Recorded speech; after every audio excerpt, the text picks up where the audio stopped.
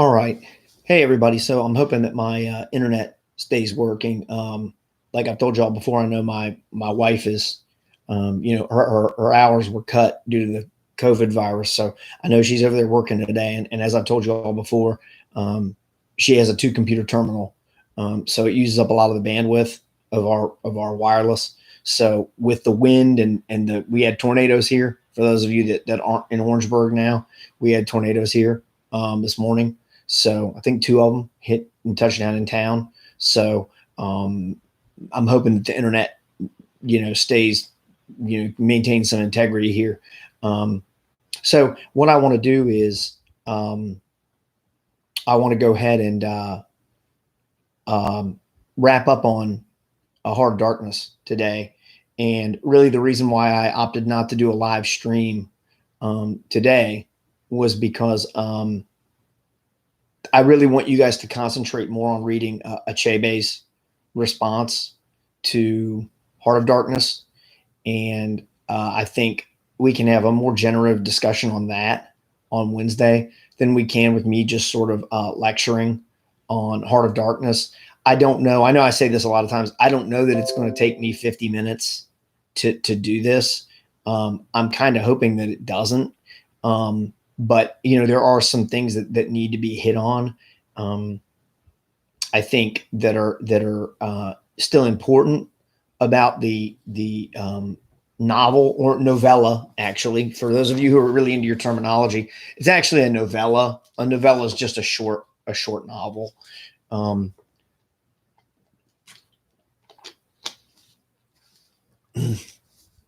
As I said before, when we did our extra credit exercises, one of the things that was discussed in there, and I know that not everybody who's going to watch this, since you're going to be watching it after the fact, I know not everybody was in the room. Obviously, we haven't had full attendance yet, which is expected. When we did the extra credit, one of the several of the questions actually involved modernity. And the style of writing that went along with it. And although I was again, dating literary periods is something that's not hard and fast. I've discussed that with you guys. I'm sure you're thinking, oh no, Ruth's going to go into this again. I'm not going to spend a ton of time on it. I was always taught that, pardon me, that modernity, the period of the modernist writer, was really from about 1914 to probably about 1950, because it basically started with the beginning of World War I and sort of ended with the aftermath of World War II. Okay. And again, what I'm telling you is that's what I was taught. Okay. Your book says, and I remember someone answering this extra credit wise, your book basically says 1900 to 1950. Okay.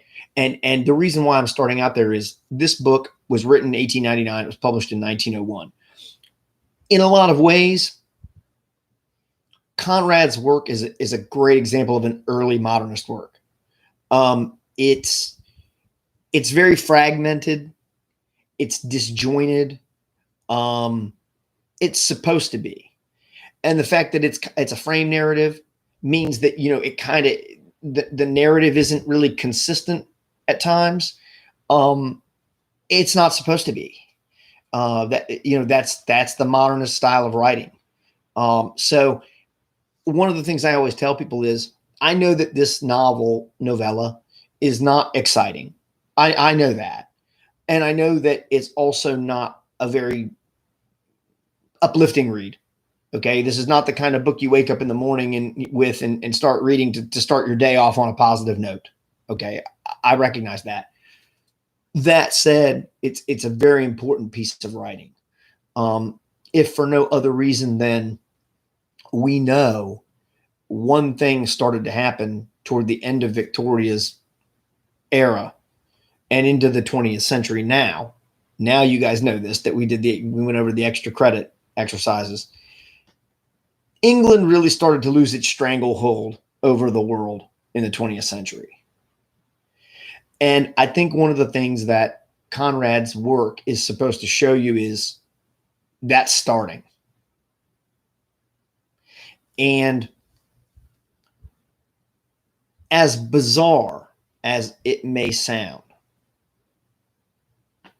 I think that one of the things that Conrad is actually trying to show you through the narrator of this story is that when a person has a conscience, they can't be a very good colonizer.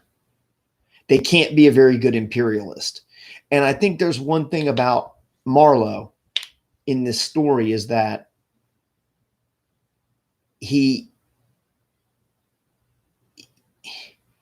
I don't want to say he's an admirable person, but at the same time, he basically even admits, you know, he's not cut out for it. Okay. We could get into a lot of the nuances of the dialogue. I'm not going to do that. There's one particular part in the text I think you would want to key in on when he's having a discussion with his aunt over tea, and they're being, you know, very prim and proper. And, you know, his aunt, I mean, I can find it. If you just bear with me for a second here. Let's see here.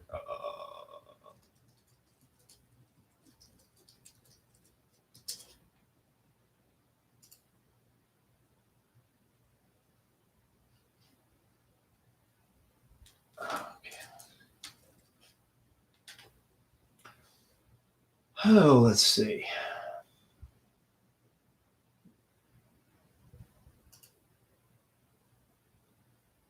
Okay.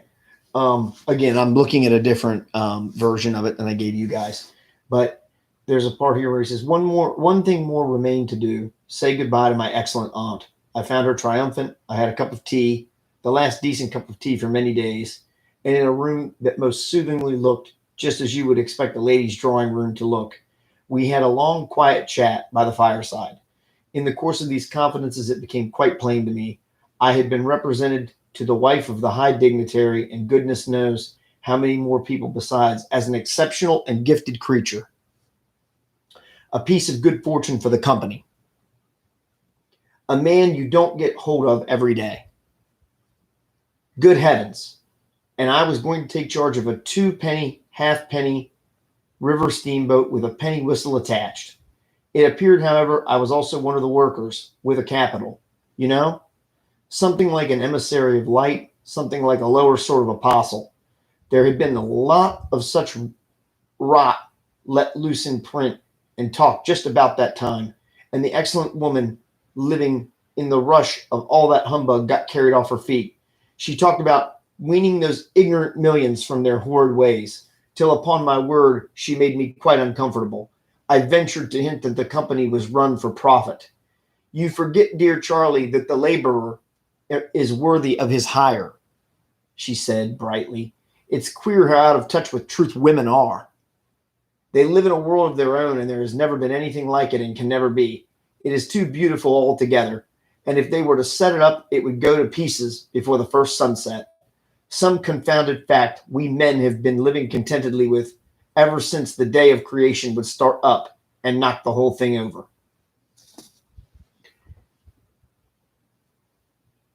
If you just listen to that passage, you can see that we're again kind of crossing that line into gentlemanliness. You know, again, how you appear to people. And what Marlowe basically is saying is all this time he's been presented as this exceptional person. And basically having tea with his aunt, she's basically almost kind of telling him, you know, listen. And it's almost kind of, again, what we talked about in the extra credit lesson. It's almost kind of Marxist. You know, we talked about how a lot of writers in the 20th century in England were embracing Marxism. Um, you forget, dear Charlie, that the laborer is worthy of his hire. Okay. Well, again, he has to explain to her, yeah, but what you need to understand is it's all about those Benjamins. Of course, then they wouldn't have been called Benjamins, not in England anyway. It's all about those pounds.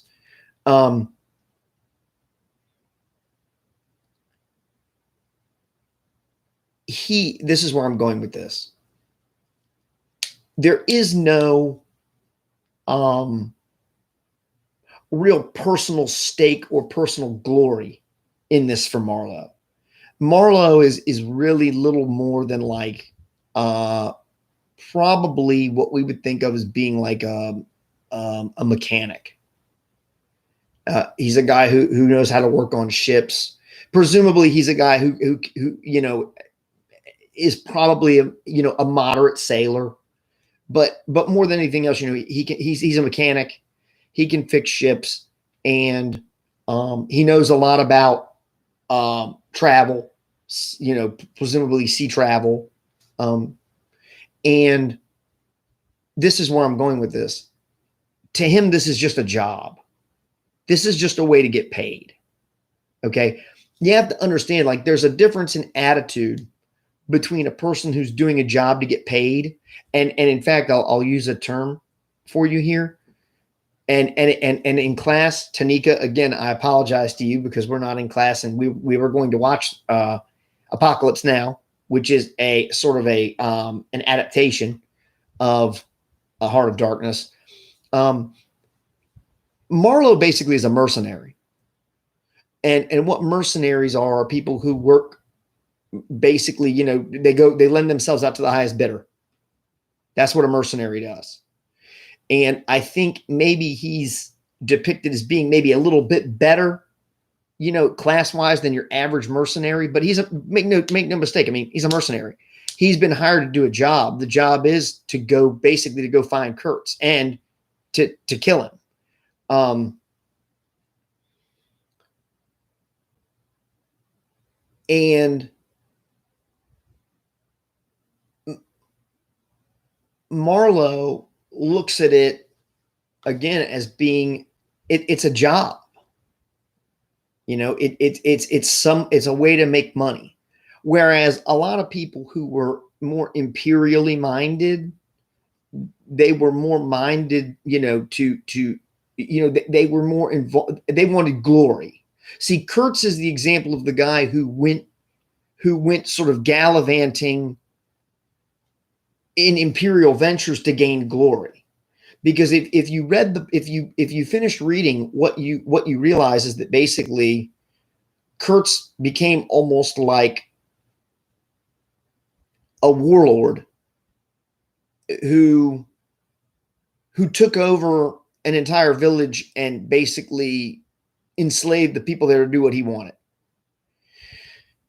And again, one of the things I was getting at last lecture where I didn't want to give it away is one of the things that in the outline, and again, I really wish, we could be on ground so you guys could have watched this DVD, because I really thought the lecture this professor gave was excellent. One of the things that we talked about was how telling this story illustrates the struggles between both written and oral communication. And the book is basically what's called a seer and scribe model, okay? The seer is the person reading, the scribe is the person writing. When Marlowe discovers KURTZ's journal, he really doesn't know what to make of it. And I think right here also was something that was strategically implemented by Conrad, that Marlowe is not he's not an intellect per se. No, it's not to say he's some sort of dumb guy, but when he comes across KURTZ's journal, he can only read the parts that are like in English. And one of the things that he describes KURTZ as being is he was, I'm trying to remember this quote from the book. I know I don't have it in your outline, I don't think. Let's see. I'm going to look and see if I can find it really quickly in here.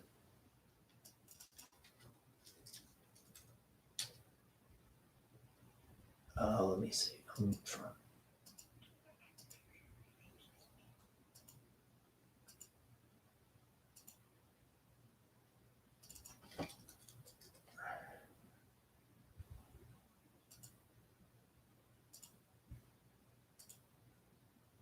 Okay. Yeah.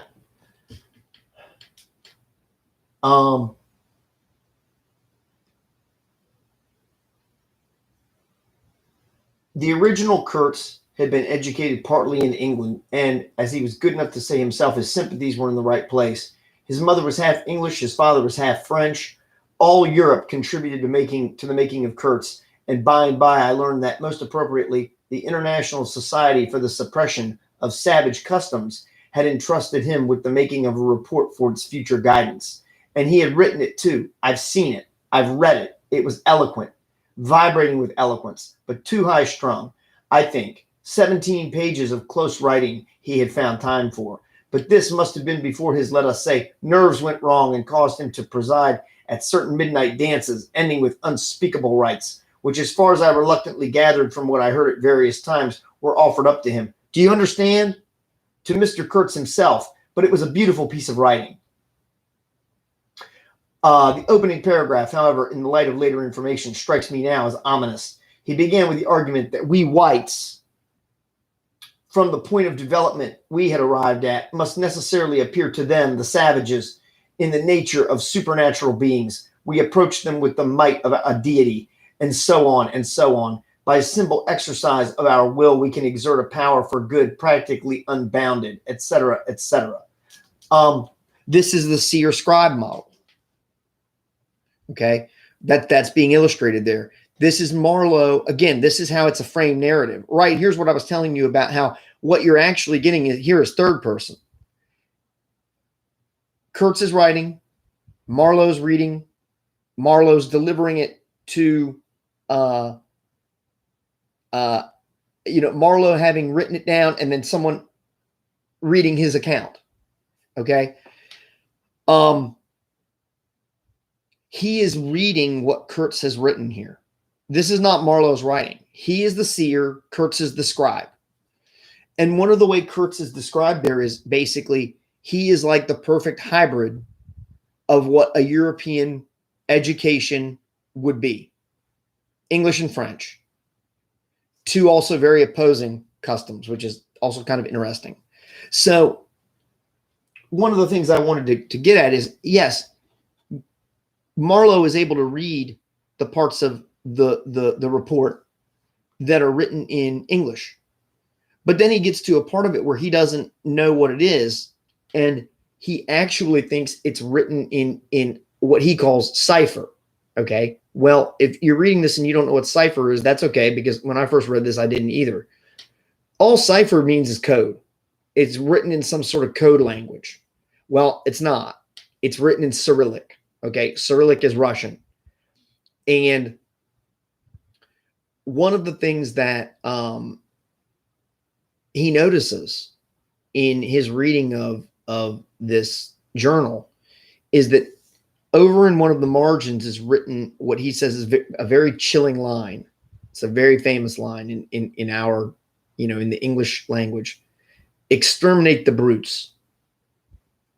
Okay, well, who do you think the brutes are? And the brutes are the black African savages.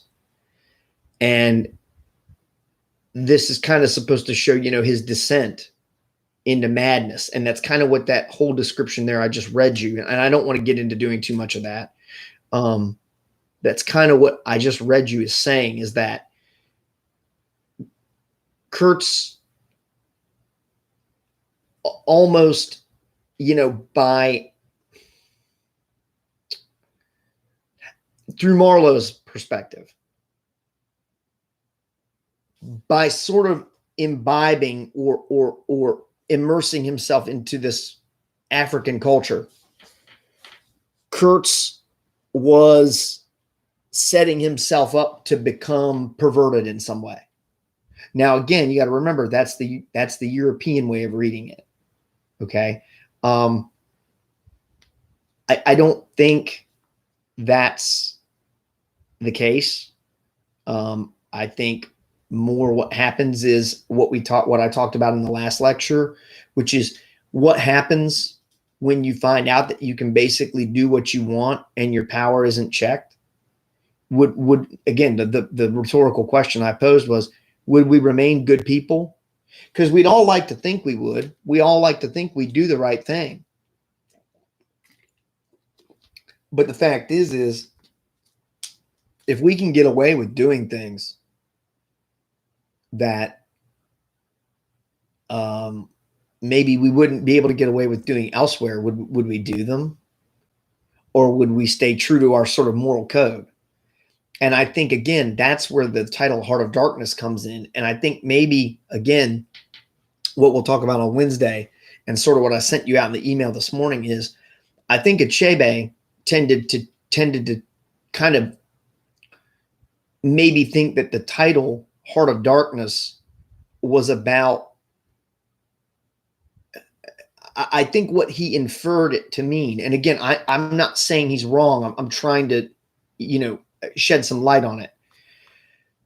I think what Achebe believed was that the title Heart of Darkness in and of itself was sort of a smear of Africa.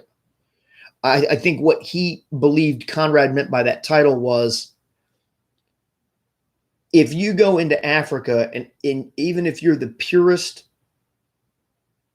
being, the purest soul, a good person, you are going to become perverted by being there. It is going to turn your soul black. And I'm not sure that's what Conrad meant by the title. Again, I'm not defending Conrad because I don't have a dog in the, I don't have, as my dad used to say, I don't have a dog in the hunt. It doesn't matter to me. I'm not defending Conrad. I'm not defending Achebe. I'm not attacking either of them. I'm trying to be devil's advocate and give you guys their viewpoints. And I think as an African, it makes sense for Achebe to have read it the way he did. But I think that maybe he was reading too deeply into just the words and maybe not necessarily thinking about what Conrad might have been suggesting, which was the idea that, again, whether it was Africa or whether it was China or whether it was Brazil or whether it was Australia, if you went into a place and suddenly you found that you had this power and there was nothing, Shakespeare said absolute power corrupts absolutely. If there was nothing to check your power, what would keep you a good person? Would you abuse your power or would you be just? And I think what Conrad maybe was making more of a commentary on here was human nature. And I think, moreover, human nature in the sense of the way that the imperialist or colonialist would have viewed it, which is, I'm going into this place to exploit it and to extract what I can from it. And if at the end of the day, that makes me an immoral, bad, questionable person, then that's just sort of the price that you pay. Now, am I saying I'm right? No. I'm just saying I think that's a distinct possibility. Now, is there a distinct possibility Achebe was right? Possibly. Again, I don't know. I'm not Conrad. I don't claim to be him. I'm not a Conrad expert. As you all know, I never claimed to be one. I'm not an Achebe expert. I've read works by both guys. I know Achebe's, and with good reason, was definitely an anti-imperial, anti-colonialist with good reason. Read Things Fall Apart by Chinua Achebe if you ever want to get his view of basically kind of how ridiculous attempts were at civilizing African, African villages with the lure of Christianity. If you want to get a more informed take on it, read that book. But at the same time, my point is one of the things we talk about in here all the time is it's all about perception. We can't look at things through any other lens but our own. And Achebe, being an African who had experienced imperialism, that was his lens. So it makes sense that he would look at it that way. But what I'm saying is, I'm not necessarily sure that what he sees is what Conrad was doing or not. It could have been. But again, what I want to make sure is that when we look at both of these things sort of in conjunction, we don't just assume that one guy's right, one guy's wrong. I think there's a middle ground somewhere there.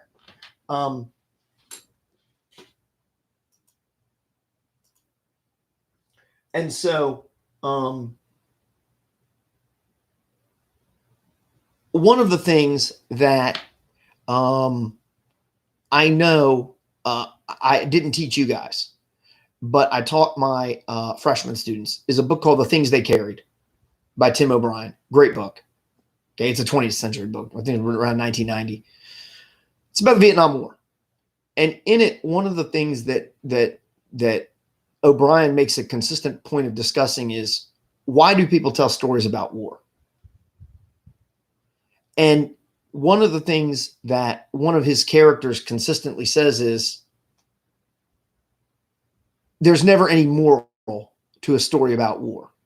There's never any moral. And what that means probably is, there's never really anything to be learned from a story about war. And O'Brien later goes on to kind of qualify that. And I think what he basically says is, yeah, this guy I was in a platoon with would always say, there's no moral to a story about war. But O'Brien kind of later goes on to qualify it and say, well,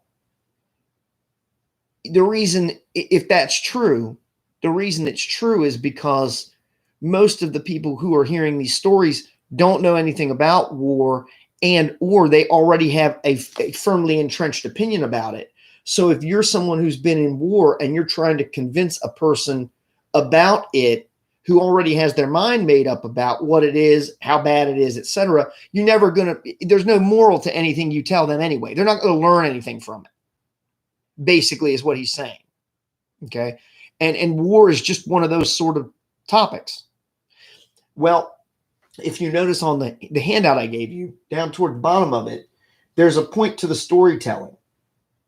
For Marlowe to tell readers, you will never understand, or you will never know what you're capable of until you are faced with this sort of situation. I think right there sums up what this book really is about. Is it about an abuse of power? Absolutely. Is it about white people, in this case specifically English people, going and doing bad things in the name of colonial venture? Absolutely. I make no bones about that. And I don't think Conrad would. I think Conrad was making a social commentary about it, about how it is bad. But what he also was saying was, you guys in England who are reading this is why I brought up the Tim O'Brien thing. You guys back in England who are reading this, who have never left England, you're never going to understand what this life is like until you live it for yourself. If you don't live this life and you don't see these things, you're never going to understand why this stuff happened the way it did. And I think, in a way, there is a perverse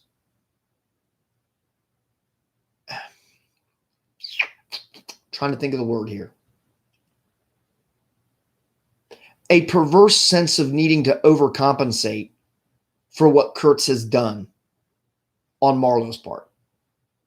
I think Marlowe has some sort of guilt or something about the way KURTZ's life ended up that what he feels like he needs to do with this book is almost kind of validate him. Now, don't get me wrong. He does attack KURTZ in a lot of the things he does or did. As we know, KURTZ dies. Oh, the horror. That's his last, will and testament, which is a really chilling thing to have your last words be. But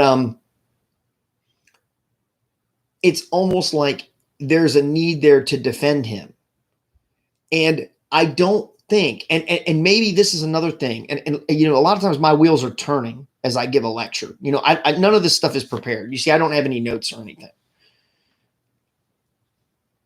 I almost wonder if in writing this book, again, what Conrad was doing was making it more about human nature than he was about white human nature or colonial human nature or imperial human nature or even African human nature, just human nature as a whole. Because it seems like Marlowe, he almost feels like because KURTZ isn't around to defend himself, Marlowe almost sort of has undertaken to defend him with this book. And again, here's the thing. I don't think he's defending colonialism. I think what he's doing is he's defending the behavior of people who are put in those situations, whether they want to be put in them or not. And what basically his opinion is that KURTZ, went nuts while he was out there because he let his power get to it, get to his head. Again, the word was unchecked. The power was unchecked. He could do whatever he wanted. And you have to think it's like we look around at people who are like serial killers, for example, like someone like a Jeffrey Dahmer, for example, if you guys know who he is. When people are no longer playing by the rules, it's almost as if they're insane. I mean, it's almost as if, they're not, we have in our mind a way things are supposed to be done, the way things are supposed to happen, the way things are supposed to unfold. And when they don't, what's our first inclination? We've talked about this in class, a hint. Our first inclination is to go, why? Or what caused this? And one of the things a lot of my students accuse me of doing, though I admit to being only a novice with my knowledge of the Bible, I am far from an expert on it. Some of my students go, preach. Well, one of the first things most of us do, whether we're devout Christians or not, we go, God, why did you do this? God, why are you doing this to me? I mean, specifically, a lot of times it comes down to, why are you doing this to me? And I think Marlowe is kind of almost saying, why did you put me in this position? Why did I have to be the one to come out here and find this guy? Why am I going to have to be the one who's the bearer of bad news, or to some people, good news, that this dude's dead? See, they knew already at the company when he got to like what we would probably call like a port. They knew KURTZ had gone rogue. That's the word. He had gone native. Okay, that's almost a way to describe it. Again, and that's probably another issue Achebe took with it, was that idea that, because KURTZ had gone native, that was a bad thing. Naturally they assumed, okay, well, he's gone native. He's hooked up with these native people here, and they have corrupted him. So now he's a threat to the way our business is run, and so he's got to be eliminated. And I think what we realize is that's not really what's happened. I mean, KURTZ let his power corrupt him more than anything else corrupted him. And again, what Marlowe is left with is, that why me? Why am I the one who's got to be the bearer of this to people? And, you know, I think right now in our world, we're seeing that on a daily basis.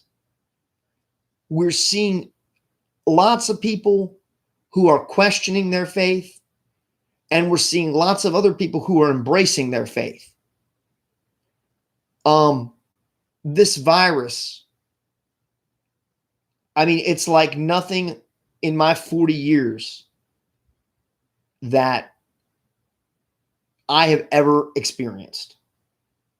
And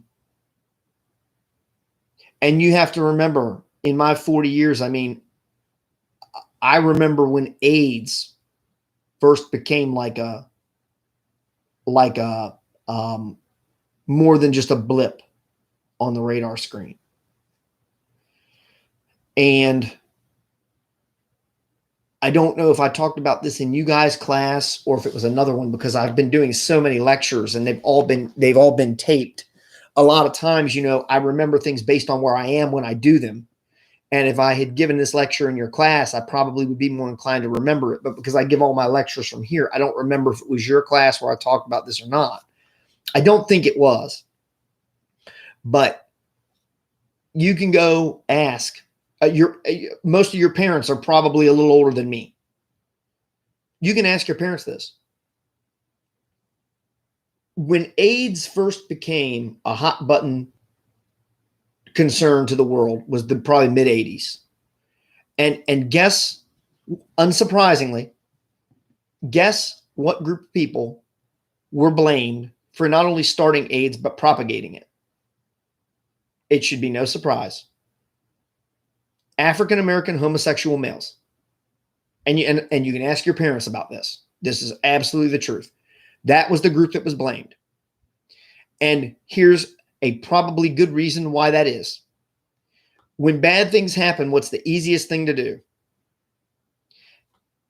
You take a subjugated group, and if you can take a group from that group that's even more subjugated or maligned, you blame it on them. Well, African Americans never have had a fair shake in this country. We know that's true. And if you happen to be a minority of a minority, which homosexuals of black males are a minority of a minority, well, if you can peg it on them, all the better, right? So that's what they did. And they had people believing, they being the media, and I'm working to something here, if you're wondering why I'm bringing this up. They had people believing that you didn't want to be within 50 feet of an African-American male, and you didn't want to be within 100 feet of one that may be homosexual. You might get AIDS from it. We know now how ridiculous that narrative is.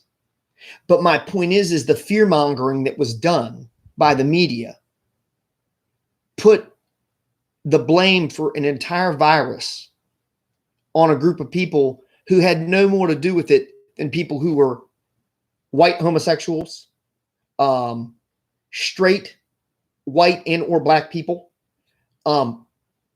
intravenous drug users, people who had gotten infected through blood transfusions. What I'm saying is there was no one group, but the media did that, at least at first, which brings me to what I'm talking about right now. This virus, which I actually think I had in December, before they had a name for it. People tell me that I'm wrong, but really quickly, as a sidebar here, I've had bronchitis twice in my life. I've had pneumonia twice in my life. When I was in Virginia at the time, I was so sick, and I never want to go to the doctor. I'm just one of those people. I think usually your body can fight things off. I was so sick, I had to go to a walk-in clinic. And they basically told me that I had an upper respiratory infection. And I told them, I probably do, but whatever it is, it's not pneumonia and it's not bronchitis, because I've had both those before.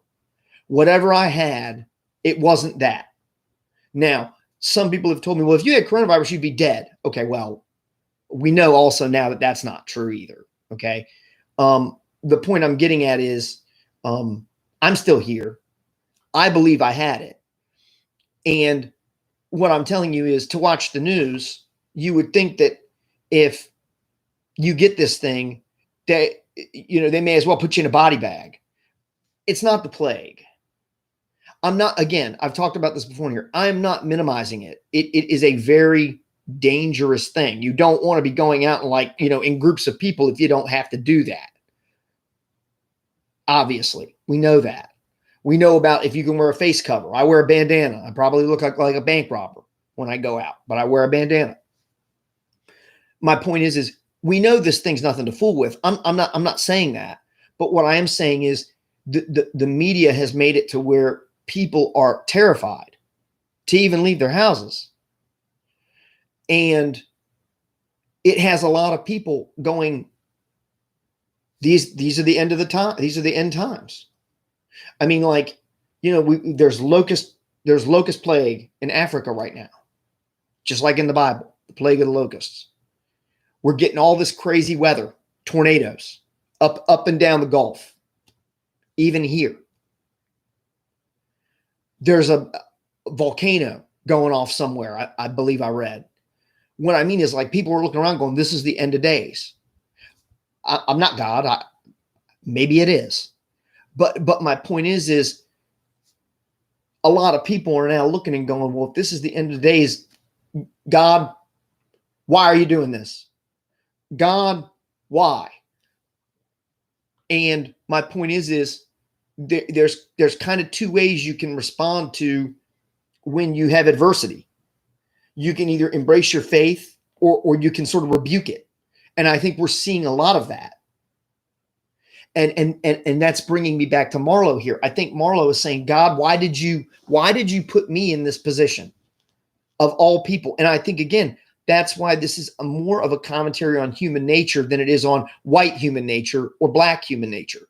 I think it's more, it's Conrad more saying, this is what happens to people when they're put in an uncomfortable spot. They're always going to rationalize things. And at the end of the day, they're always going to ask why. Why is this happening? Like I always tell you guys, I think we have our best discussions about literature when at the end of the day, we have more questions than we do answers. Because life gives you far more questions than it does answers. The older you get, the more you're going to find that out. I mean, again, I've told you guys before, why do I have red hair? No one in my family has red hair. Oh, couldn't tell you. Why do me and my brother have blue eyes? Both our parents have brown eyes. Why does my facial hair not grow in right there? Couldn't tell you. You see what I'm saying? What I mean is I don't have the answers.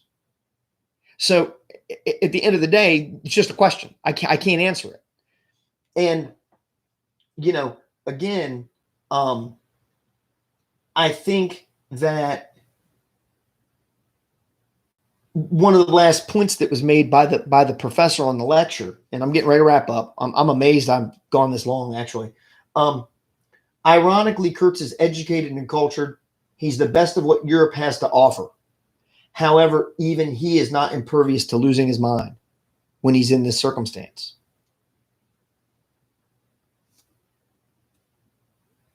He's supposed to be like a model of what an educated, articulate, knowledgeable, resourceful European guy would be. But when you put him in this position, he's really no better than a Marlo. And the point I was making earlier, I'm not sure I finished it, about Marlo being a mercenary. Well, right there, I mean, really kind of answers his own question, actually. Why me? Because you took the king's money. There's an old saying about that. When you take the king's money, you do the king's bidding. Well, when you take someone's money, you do what they ask. Okay? I mean, that's the way it's always been, I suspect. And he has a job to do. And if he wants the ducats, he's going to do the job. And You know, there is a saying in the Bible too, also about never let a mercenary guard your sheep, because a mercenary is not going to give up his life to fight a wolf for your sheep. It's not how mercenaries are. And at the end of the day, I think we kind of get that idea about Marlowe, because this is where I'm going to wrap up. I'm going to wrap up with where I should wrap up. Like what Miss Prism said in the importance of being earnest, even though Wilde was being satirical. Well, the good ended as it should, and the bad ended as it should. Well, think about how the last words of KURTZ are the horror, the horror. Okay, well, for those of you who read, at the end of the book, Marlowe has an encounter with what he refers to as KURTZ's intended. Okay, if you don't know what that means it's like his fiance. He was engaged to be married. Marlowe has a choice to make. Marlowe can take the take the high road, arguably, and be honest. And what he could do is say, okay, I've met the intended, and her question to me was, you were with him when he died. What were his last words? And Marlowe basically debates. I mean, I can go to that part of the book.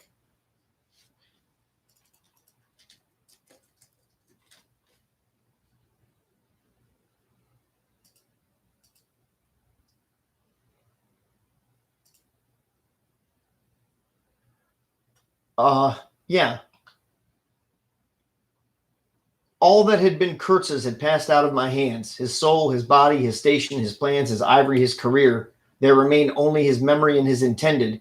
And I wanted to give that up too, to the past, in a way, to surrender personally all that remained of him with me to that oblivion, which is the last word of our common fate. Again, think about that. Human nature. We're all going to die. Common fate. I don't defend myself.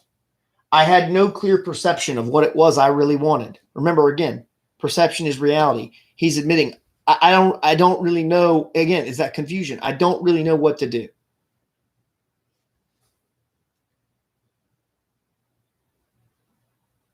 Perhaps it was an impulse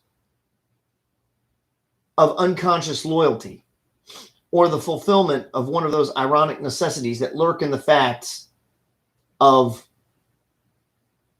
sorry, I'm trying to find where this picks up, human existence. I don't know. I can't tell, but I went.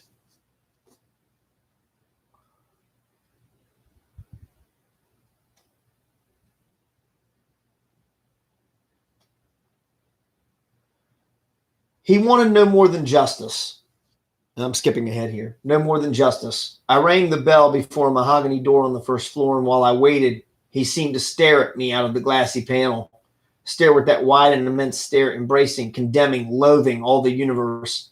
I seemed to hear the whispered cry, the horror, the horror.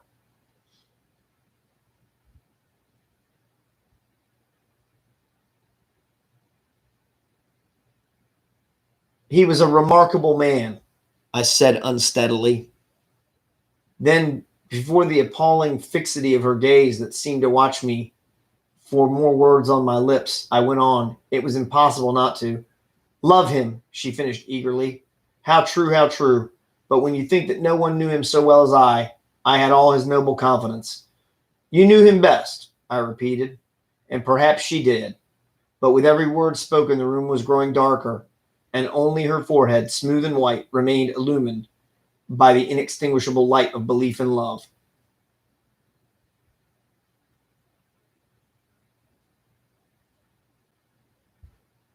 Then I'll get to the end here. To the very end, I said. I heard his very last words. I stopped in a fright. Repeat them, she murmured in a heartbroken tone. I want something to live with. Okay, think about the wordplay there. Something to live with in his death. I was on the point of crying at her. Don't you hear them? The dusk was repeating them in a persistent whisper all around us, in a whisper that seemed to swell menacingly, like the whisper of the rising wind. The horror, the horror. This is almost like Edgar Allan Poe, The Telltale Heart. He keeps hearing over and over again, the horror, just like the beating of the heart. If you remember, I think even Edgar Allan Poe says, oh, Behold the horror of the hideous beating heart. I think he might actually use the horror. His last word to live with, she insisted. Don't you understand? I loved him. I loved him. I pulled myself together and spoke slowly. The last word he pronounced was your name. I heard a slight sigh, and then my heart stood still, stopped dead short by an exulting and terrible cry, by the cry of inconceivable triumph and of unspeakable pain. I knew it. I was sure. She knew. She was sure. I heard her weeping. She had hidden her face in her hands. It seemed to me that the house would collapse before I could escape, that the heavens would fall upon my head, but nothing happened. The heavens do not fall for such a trifle. Would they have fallen, I wonder, if I had rendered KURTZ that justice which was his due? Hadn't he said he wanted only justice? I couldn't. I could not tell her. It would have been too dark. Buddha. Nobody moved for a time. We have lost the first of the ebb, said the director suddenly. I raised my head. The offing was barred by a black bank of clouds, and the tranquil waterway leading to the uttermost ends of the earth flowed somber under an overcast sky, seemed to lead to into the heart of an immense darkness. Now, wrapping up, Marlowe has a choice. He could tell what KURTZ's last words were, but again, aren't there times where maybe it's better to lie than to tell the truth? I hate to say that because I believe in being honest, but aren't there times where, I mean, what was there to be gained by telling his intended that basically the guy went crazy and that was his last words were the horror of the horror? I don't know that anything would have been gained by that. And I think that's where Marlowe is on it. But if you notice, what he basically also says is, you know, what kind of he feels when he tells that lie is he thought basically that the heavens were just going to collapse. And then he says, yeah, well, the heavens don't collapse for things that are just that unimportant in the grand scheme of things. And then the end, what we see is a physical description. The earth flowed somber under an overcast sky, seemed to lead into the heart of an immense darkness. Here's where I would end my surmisal of that. Okay. Is Conrad necessarily suggesting that Africa is this darkness and that if you go in there, you know, that it's over for you? I almost tend to think more that this is like what Ruskin called the pathetic fallacy.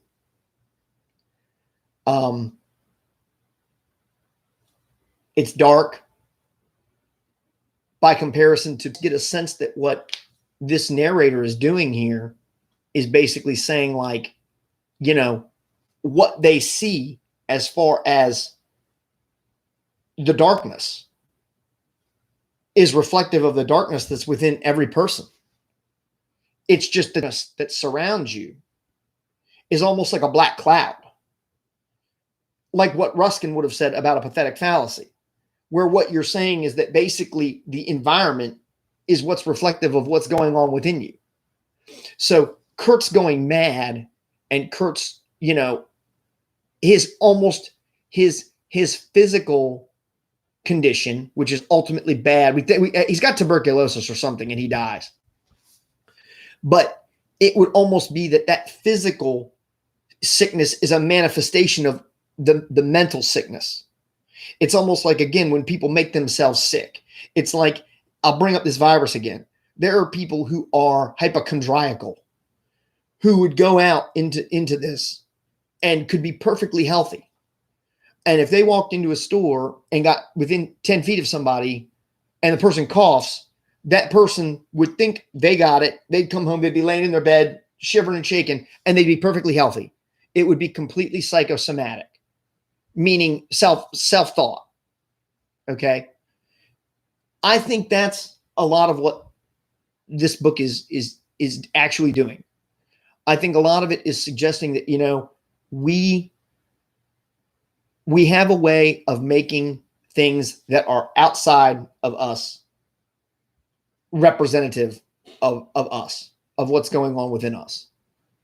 And I think doing that is a recipe for not only disaster, but for erroneous judgments, meaning error-filled judgments. And at the end of the day, what we have is a guy who's alive to tell this guy's story, yet he can't tell it. Think about that one for a minute. He can tell this guy's story, but he can't tell it. So is the heart of darkness really possibly Marlowe having to carry that around with him? Is ultimately, is the heart of darkness Marlowe's for having to carry that weight? I don't know. Again, I pose the questions to you.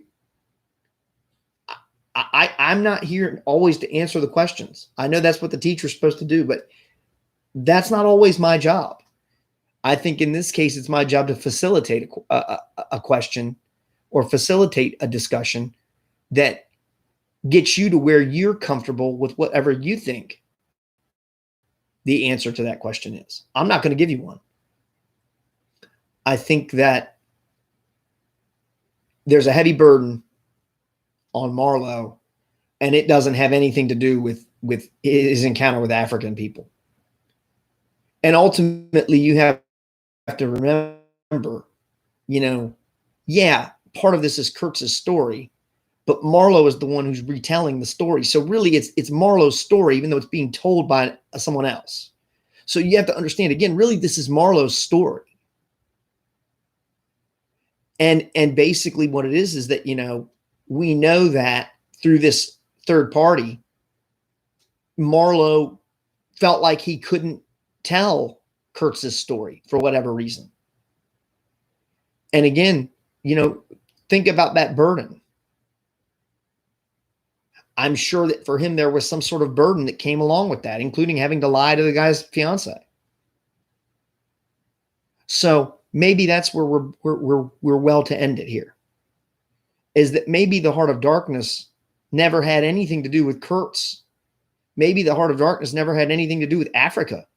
Maybe the heart of darkness just has to do with human nature and sometimes the things that we have to do that we don't want to do, but things that we have to do. I mean, most of what we have to do in life is not what we want to do, it's what we have to do. And a lot of times what we have to do is not pleasurable. It's not fun. But we put our heads down and we plow through it. And I think we're seeing that in our world more now than we probably have seen in a very, very long time. So on that note, that's where I'm going to stop. I hope this lecture helps you some. Read Achebe for Wednesday, because that's what we're going to spend the bulk of time talking about Achebe's view and why his viewpoint would be the way it is. Okay? So on that note, again, look out for yourselves, look out for each other, be healthy, be happy. There's no reason to let this thing be doom and gloom on you. And I will talk to you all live on Wednesday at noon. Okay? Thanks, guys. See y'all.